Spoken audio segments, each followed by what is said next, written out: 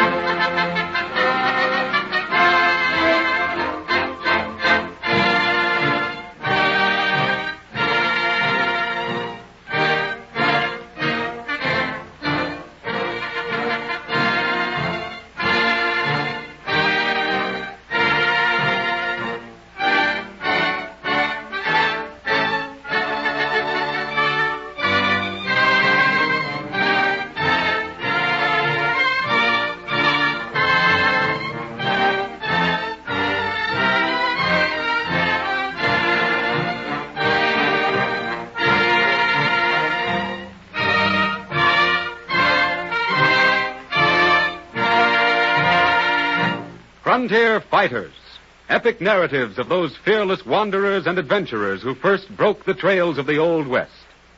Among these heroic explorers and pathfinders, the great figure of Jedediah Strong Smith is one of the most prominent of the frontier giants in their conquest of the Western America wilderness. With his rifle in one hand and his precious Bible in the other, Jedediah Smith brought youth, courage, and faith into the mighty struggle for an empire. May 20th, 1823, St. Louis, Missouri.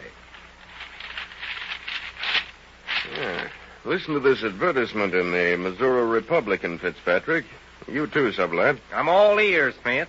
Wait till I take this cotton out of my ears. I've got the misery in my head. Now, go ahead. The subscriber wishes to engage 50 young men of intelligence and courage to follow the Missouri River to its source. There to be employed for 1, 2, or 3 years. Signed, William Henry Ashley. I saw the same writing last year. Hey, I wonder what this Ashley wants done on the upper Missouri. Fur trapping, I reckon beaver, for dude's hat. I vote, boys, we call on Mr. Ashley in a body. Anyone know where he lives? I do, Smith, in a big mansion. I answered his last year's writing, but I got there too late. I've an idea you'll have better luck this time. You lead, Fitzpatrick, to the Ashley Mansion, and then the Upper Missouri.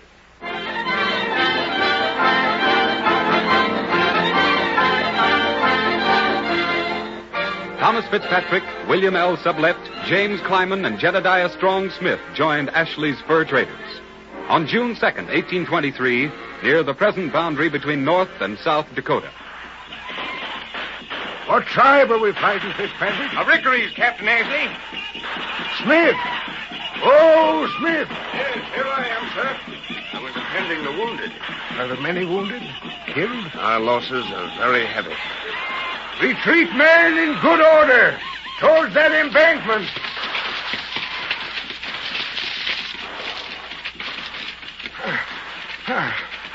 We're safe here in this depression. Sublette, how are we fixed for grub? Enough for 60 days on half ration, if the Indians don't attack again. I don't think they'll attack. Not right now, anyway. Meantime, I want a volunteer. What for? Andrew Henry, one of my last year's expeditioners up on the Yellowstone. I want a volunteer to bring him and his mountain men here to help pull us out of this fix. Let me go, sir. Oh, but Smith, you're one of my youngest men. You lack experience. You lack seasoning. Well, I may lack experience in seasoning, but I never saw the Indian yet I couldn't outwit, outfight, and outrun, too. You'll go to Fort Atkinson, too, for troops. Double mission. Double hazards. And I'll go alone, with my rifle and my Bible. I could even go without my rifle. But my Bible, it goes where I go.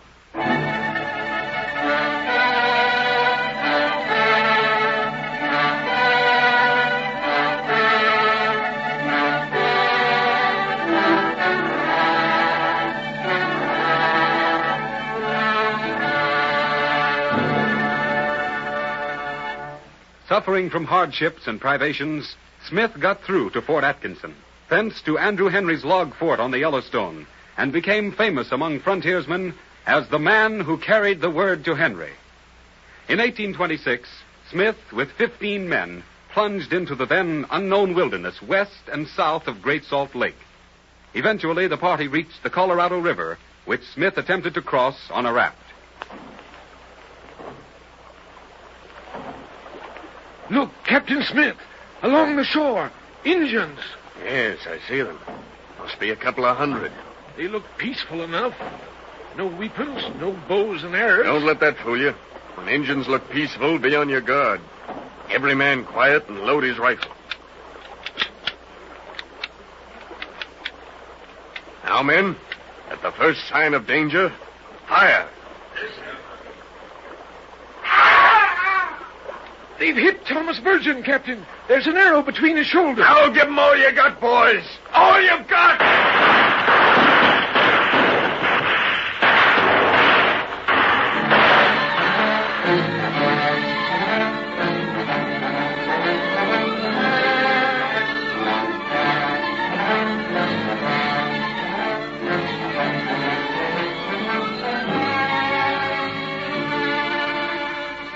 Of Smith's band of 15 were killed, and all of the party's horses stolen. Smith walked the long road to Monterey to beg assistance for his wounded men. At the San Jose, California mission, Smith was seized by the military and thrown into a guardhouse cell. He was without food for 3 days. Then... The Honorable High Military Court of His Excellency, the Governor of California, Jose Maria de Chandia, is open.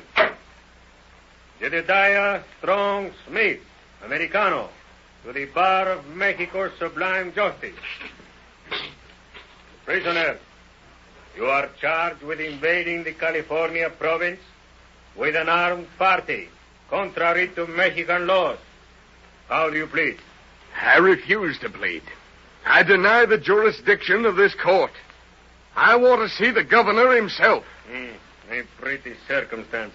An Americano violates Mexican laws and pleads lack of jurisdiction. I am far from home, senor. But let me warn you. If any harm befalls me or any of my men, you personally will answer not only to the American government, but to God, our guide and protector.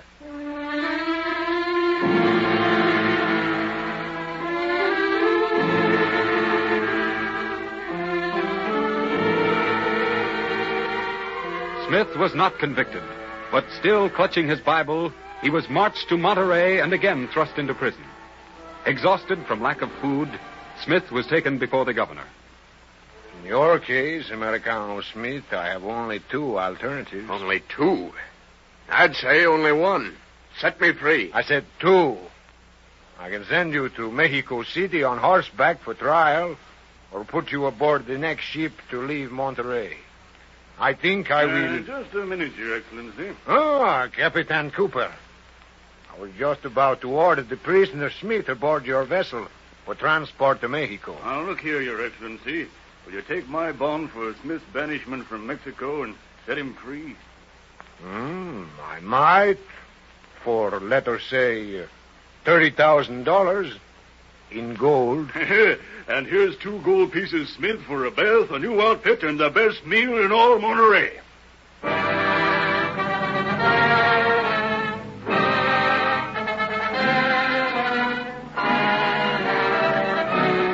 Tragedy after tragedy struck Smith's party as it journeyed toward the distant north. In the Oregon country, where the Hudson Bay Company was supreme, the Indians became more and more hostile. July 14th, 1828, 10 days from the nearest white settlement on the Willamette, Smith's group was attacked by a large band of fighting Indians. Only 3 men, one of them Smith, survived the battle. A week later at Fort Vancouver, headquarters of Dr. John McLaughlin, chief factor of the Hudson Bay Company. Jedediah Strong Smith. Well, I've been expecting you. Sit you down, man. You look like a ghost. Dr. McLaughlin, I'm sure you're a kindly, God-fearing man. Well, thank you, Smith, but come, what's on your mind? These Indians who've murdered all but 2 of my brave Americans, I believe were shall I say, inspired by your employers? Losh, man, you're daft. Then why the minute we set foot in the Oregon country must we fight, day after day for our lives? In your last skirmish, what besides your men did you lose? Horses, mules, and furs, valued at $3,200. Here's the inventory. Well, and here's gold to that amount as a token of Hudson Bay's integrity. Now, will you come to Kirk with me? Today is the Sabbath, and I never miss Kirk on the Sabbath. Neither do I, except when I'm in the wilderness, fighting your Indians. Well, you can believe it or no, Smith. So long as my name's John McLaughlin, and so long as I'm stationed here as chief factor of the Hudson Bay Company, you nor your men will e'er be molested again.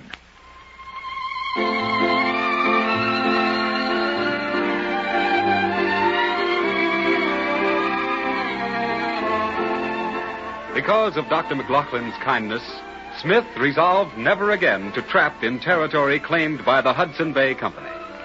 Leaving the upper Missouri, Smith, accompanied by Thomas Fitzpatrick, attempted the journey to Santa Fe. Then, on a branch of the Cimarron... Captain Smith, I can climb mountains, trap beaver, fight Indians, but I'll be danged if I can go long without water. I never knew this country to be so dry. Look, even the sand lizards got their mouths open. And when a lizard pants like a dog, it's dry. I'll make camp here, Fitzpatrick, and rest. What are you going to do? I'll ride up this dry riverbed a ways. There's water further on, I'm sure. Well, best look out for the Indians. They say the Arapahoes are out for some new scalps to decorate their lodge poles. There ain't an Indian worth the name in 50 miles. But if I meet any, I'll bring back their scalps to make you a wig for your old age.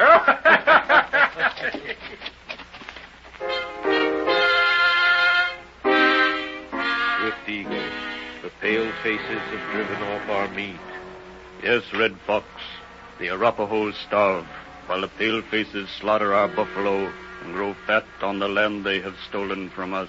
One path we must follow, though our race becomes extinct. There are many paths, O Red Fox, but which? The war path, until the land runs red with the blood of the pale faces. Look, below, a pale face, alone. His pony drinks of our water, defiling it. Assemble your warriors. No need. They too have seen the pale face and are ready. Attack then, and scatter the pale face to the four sacred winds of the Arapahoes. Go.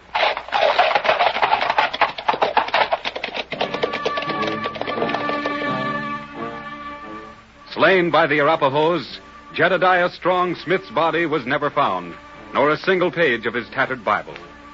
Thus, one of the West's greatest heroes perished, without even a small stone to mark his last resting place. Another glorious chapter in the splendid journeys of the frontier fighters, who outwitted, outfought, and sometimes outran the many enemies who tried to block their paths to that beckoning goal of burnished splendor, the Western Sun.